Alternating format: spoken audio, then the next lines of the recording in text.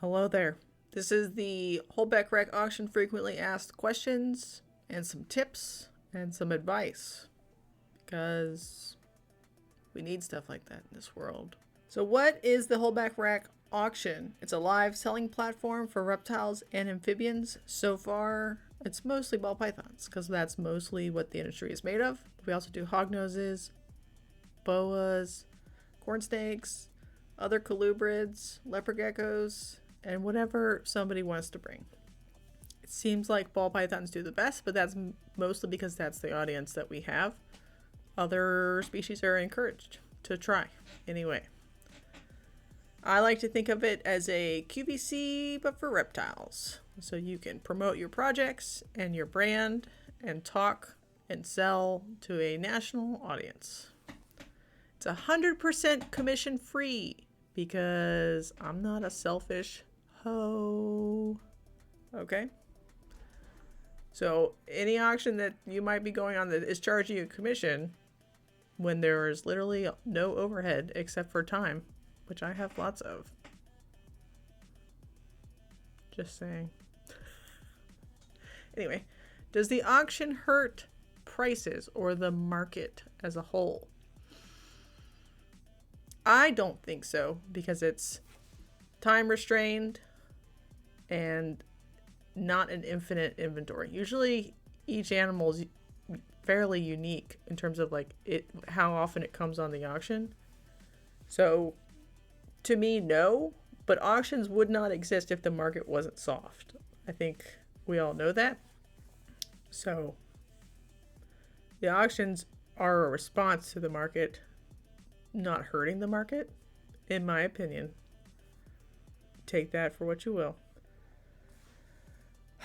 On the auction, most lots go for 50% of retail. If you don't like that and you're a vendor, I wouldn't do the auction. Reasons, and I will tell them to you. And there's probably even more for different people in different situations, but here's the reasons that I came up with. 1, minimal work when displaying animals. You don't have to photograph every animal. I just asked for like a couple promo pictures of like your best lots. So you could convert to sell online 50 animals, having only actually photographed 3 because you committed to a 2-hour live selling experience. That's a time savings. You don't have to like take a picture of their butthole for like a morph market person or do anything extra. So that's a reason to take a cut off of the sale price. 2, minimal work acquiring a customer. You don't have to put the picture up, wait for somebody to message you. That person has to ask their wife.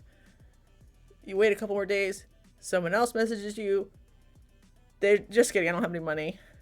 You wait a couple of days, someone else messages you. They have to ask their boyfriend's wife's girlfriend, aunt, dog. They have to ask the dog. It eliminates all of those steps. So get a discount. There's minimal delay in clearing the animals from your inventory. So if you feel full or you feel like certain animals have been sitting around too long or you're just tired of feeding that set, they just go away. There they go. Because you're going to find a buyer and find a price now. Not later. Now. Unless the lot has no bids, then you didn't find a buyer or a price. But most lots find a price. In a market where many wholesalers are full, and not buying ball pythons at all, and other species too, you could place animals when you're personally also full of your own production successfully and quickly. That's good for certain people in certain situations. Usually the buyers in the auction are experienced. They know their hub. They know how to take care of animals. They've had them before. They don't need a lot of TLC to get started or to receive the animals successfully. And that's good. That means there's less aftercare. You have the ability to add other animals to the box. So you could sell some things basically wholesale price or 50% of wholesale on the auction. And if someone's like, oh, I still have to pay 80 shipping because I didn't hit the free shipping threshold, maybe I'll add something to my box to make it more worth it for me. And so at that point, you can negotiate like either a good price or a kind of more retailish price on something to add to the box. Future customer acquisition. So hopefully your buyers had a good experience with you and you like them. Everybody likes each other. One day later on, they will know that they should buy from you because they already bought a snake from you on the auction and they liked it and they got a good deal.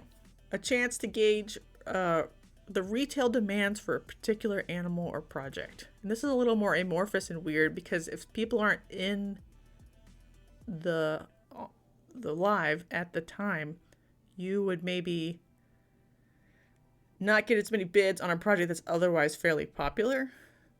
But it's been very surprisingly elucidating what projects and animals particularly pop off, even if they shouldn't, or then some animals don't. You're like, is this a sign? It's a very interesting way to like test the market. Like, what will somebody throw down $500 for today? And those animals are usually stuff where I'm like, okay, those are projects that have a universality to them. In ball pythons anyway. The auction is a chance to highlight yourself and your production live to a national audience. And thousands of people will watch and hear your sales pitch about your animals like you're going to a reptile show, but they never had to go to your particular reptile show.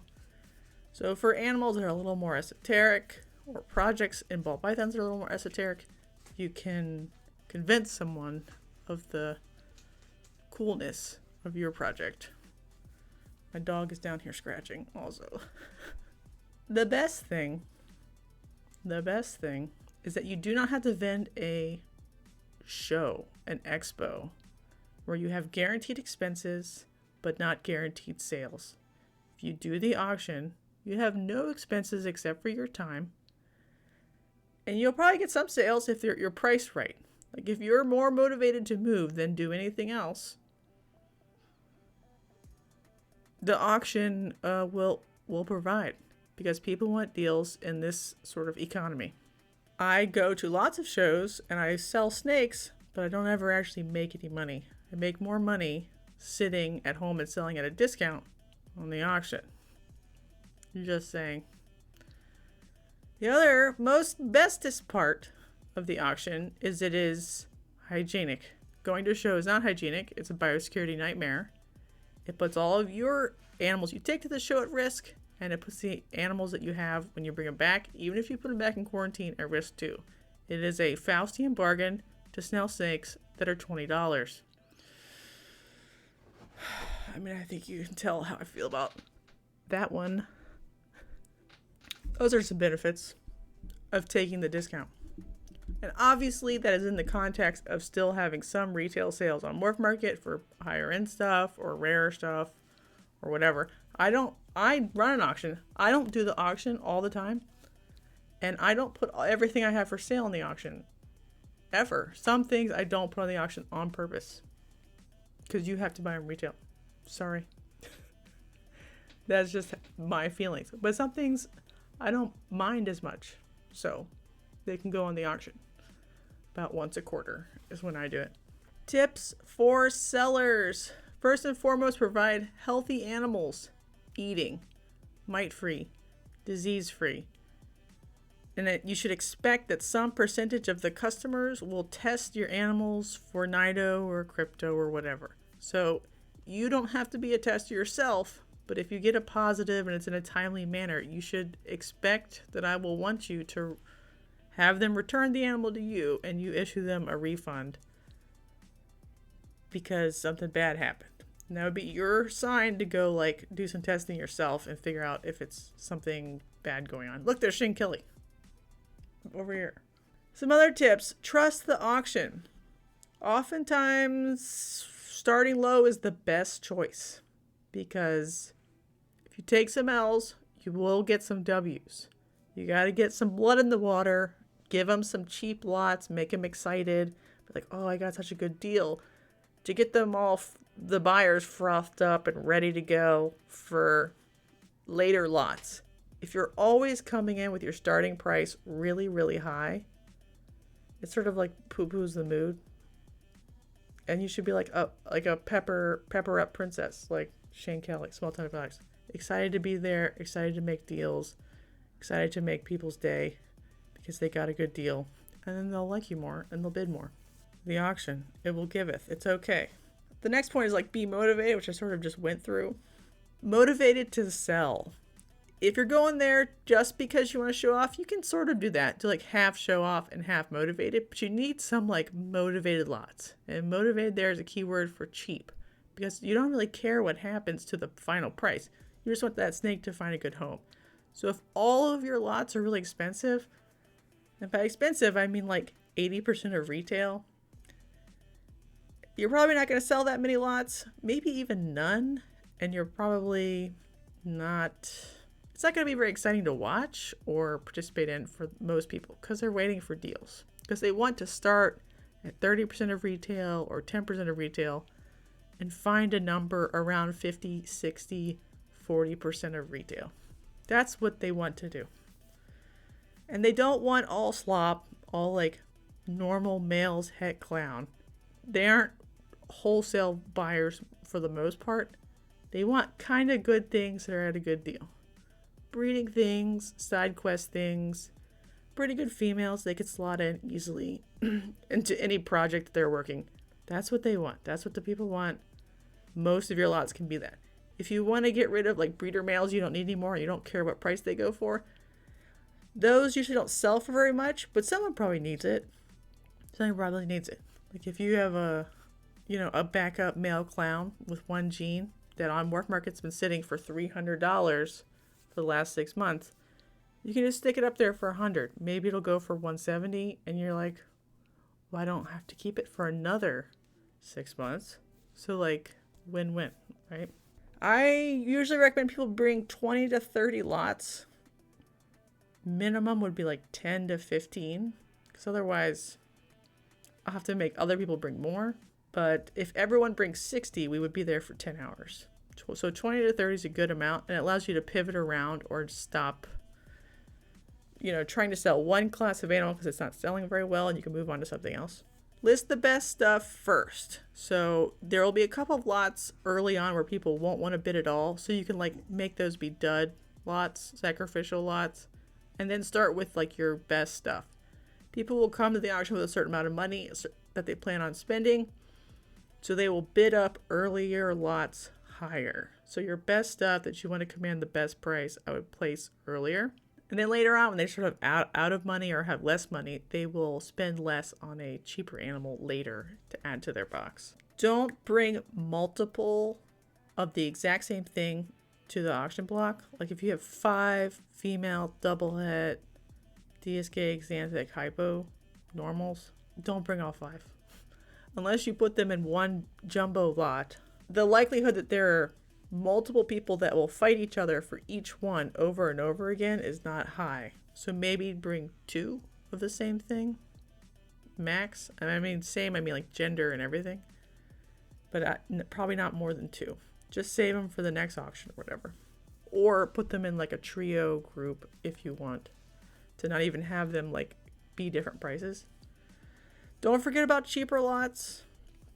You can make pairs and trios, and that saves you shipping time and like coordinating expense. But if you split them up, you tend to get more money for each one individually if that's something that's a concern to you. So like a female het DG as part of a group might only go for an equivalent of $50 or something, but singly she might go for $70, because sometimes people can't afford the group. They can afford $70 plus shipping, and that's it. I try to run lots in 2 to 3 minute time frame to keep up like the sense of urgency, the sense that deals are coming, that new things are happening, and you're not like waiting around through somebody's long-winded explanation of whatever their dumb project is. Every 2 to 3 minutes. So sellers that can't handle that or take too long talking about it and don't want to move on to the bidding phase, it's a no-go. It slows it down too much, it gets boring, people leave. So if you feel like you're a long-winded seller and you want more time to talk about it, it's probably not a good format for you. You might just want to make YouTube videos about your snakes and be like, who wants to buy it, right? But if you want to like rapidly go through 100 lots in 2 hours, sell them all, this is like the right format for that. The other thing is like prospective vendors, because the lots come up so fast, need to be ready. So that means you need to cup up, deli up, bin up every snake you have. So at any time you can pivot to different snakes, you know where they are.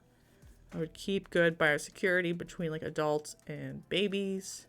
You know, you could use like the judicious use of pictures. So like if you don't want to force proven breeders into your light box, you can take pictures of them and put them up, because that would be easier than forcing them in there and like jamming them in. So keep all that in mind. And you don't have to use a light box, but you can. It helps a lot because you're saving time with taking infinite pictures. Tips for buyers. There are probably more tips for sellers, but that's all I could think of in the last couple of minutes. Tips for buyers. If you bid, you have to buy. I say this every time. We do have like still like a trickle of people who don't pay. You get banned, and not just banned from auction chat. You get banned from the entire channel's chat forever, because there's no like 6-month ban like there's on Twitch. It's 24-hour ban or permanent ban. It really isn't even that much of like a sweat off of our brow, like, because we're just like, oh, but we won't send it to you. But it just like ruins the experience, because other people were bidding against you. They didn't get it. And now we have to wait to move those animals on another auction or put them back up retail. It's fine, but you get banned. Sorry. Also, the like lack of people putting up their IG handle or contact information is still kind of bad. Do it. Do it every time. Even if you think we know who you are, just do it. Like we say, congrats, Stoneage Ball Pythons, for winning, right? And then Stoneage, I know who Stoneage is. He knows who Stoneage is. He still needs to be like, thanks, at Stoneage Ball Pythons. Every time. Just so we know for sure. Please. Listen carefully when the lots come up. You need to listen and look and pay attention. You need to be sure that what you're buying is what you want. We'll give you as much information as you really need to make the decision. Morph, gender, age. Sometimes weight, sometimes no weight. Because really weight, I know ball python people are crazy about it, but it really doesn't matter that much. But make your decision, which goes into like be chill. Some of the buyers have not been chill. We're taking a discount on the animal to get a less white glove retail experience. So you can't get the discount and the white glove experience. Like if you doubt the Morph ID, if you think the snake weighs 100 grams more, and you want to be sure of all those things, the pairing or whatever, and you can't decide in 2 minutes, don't bid. It's not like the lot for you because you're unsure about it. Why do you want to bid on it if you're not sure about it? Bid on the ones you are sure about, or go on Morph and buy it retail, and then you can get like the pre-care and aftercare questions answered. Okay? I know it's like hard because it's like an animal sale, you want to take care of it, but the whole point is like, if the whole process gets turned into a Morph Market amount of messaging about whatever, then it's not worth the discount anymore, right? They're not going to come back. They're going to want to sell it retail because you're taking a lot of time for the lot. Most people don't do that. It's mostly fine. Or like negotiating 100 different payment plans or whatever. Just figure out you want it and then want it.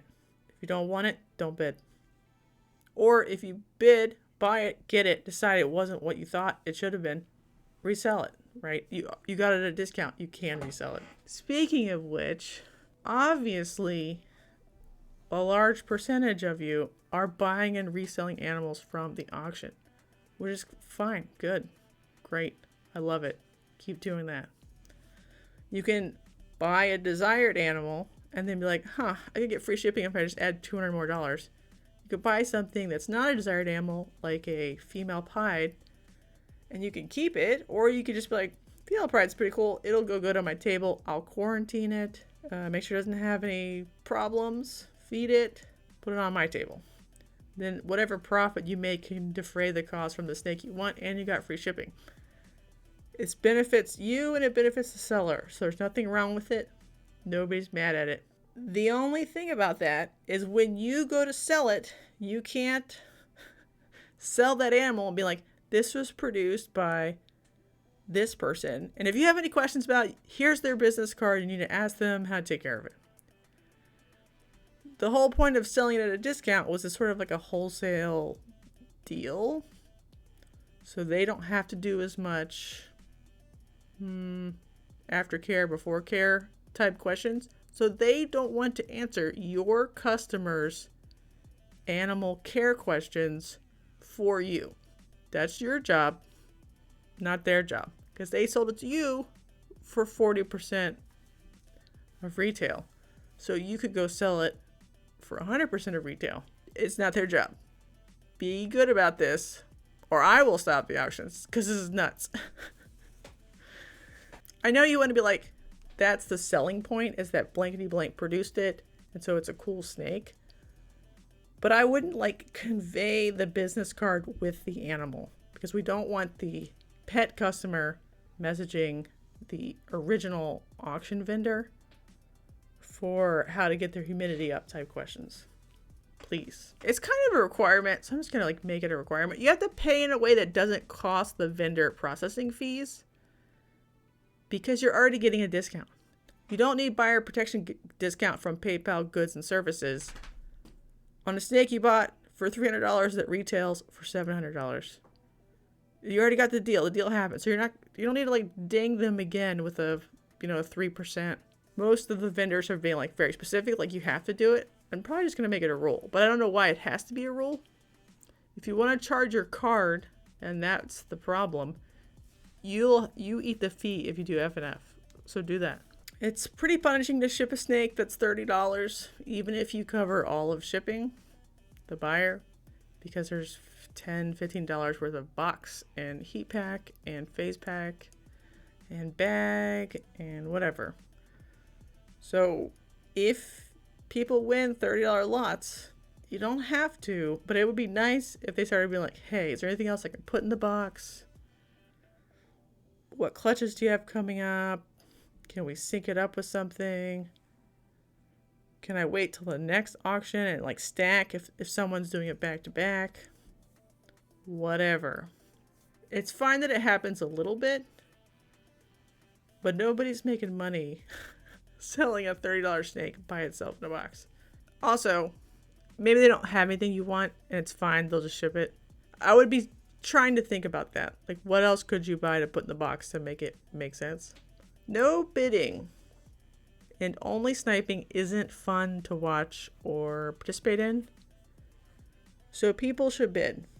If you know you're going to try to snipe, you still have to snipe battle anyway. So you might as well help get the bidding up to where it slows down before the sniping happens.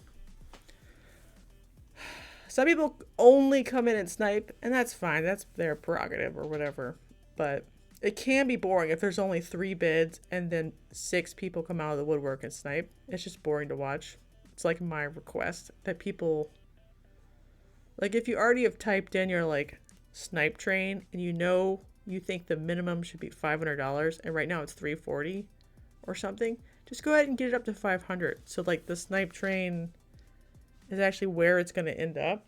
It's just boring to watch for me. Like really small amounts of money usually determine who the winner is at the end when there's like stacked bids and battles. So, and some of you are doing it, but like bigger jumps in your stacks can for $20 extra instead of $10 extra win you the snake. That's 50% off. So think about how you want to stack it. Be pretty creative. It's weird how quickly people give up over $10, $20. All they had to do was like put in a stack bid at $20 higher than what they were, and they would have gotten it. It's not that much money. Just keep bidding. One of you will get it. The better attended the auctions are, and the better the lots do, the more auctions there could be, and the more hypothetically high-end animals could be on the auctions. If people just truly run out of money or whatever, share it. Just share it. Like if the nights don't go well, then we might have to go back down to once every 3 weeks. But I think people like it. They think it's fun.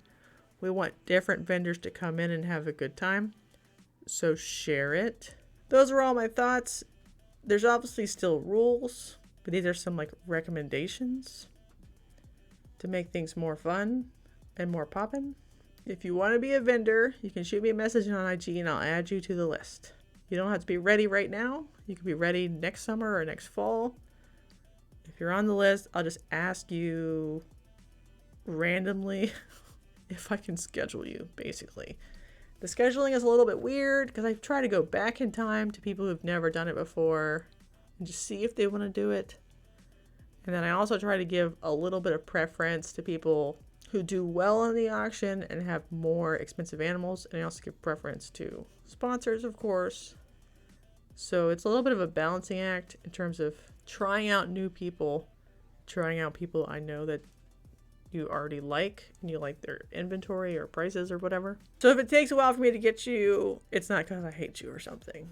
It's because I'm trying to like space people out appropriately. There was obviously a no ball python auction. I think that one went extremely poorly. So we won't do that again unless it's only hognoses, basically. Because hognoses do well enough also. So if anybody knows any hognose vendors, they will be accepted. You gotta like think about all the rules, think about all the recommendations, think about the reality of what an auction is, where you get about 50% of retail, maybe up to 80%, maybe a little bit less. You have to be like, I accept all of that. And then decide if it's right for you in your collection. But if you get on the list, there's no rules or whatever. You're just on the list and I'll just ask you eventually. I appreciate everybody's interest and support in the auctions. Hopefully they keep going and are good. And they sort of release the logjam of inventory. Get people excited about buying snakes again and moving on with their projects. Because a lot of the stuff that's on auctions, it's probably better than stuff that you have. Let's just be honest. Some of it's better. A lot of it's better than stuff I have. And it's cheaper than I bought my stuff for. So you might as well upgrade. Refresh often and happy bidding. Bye.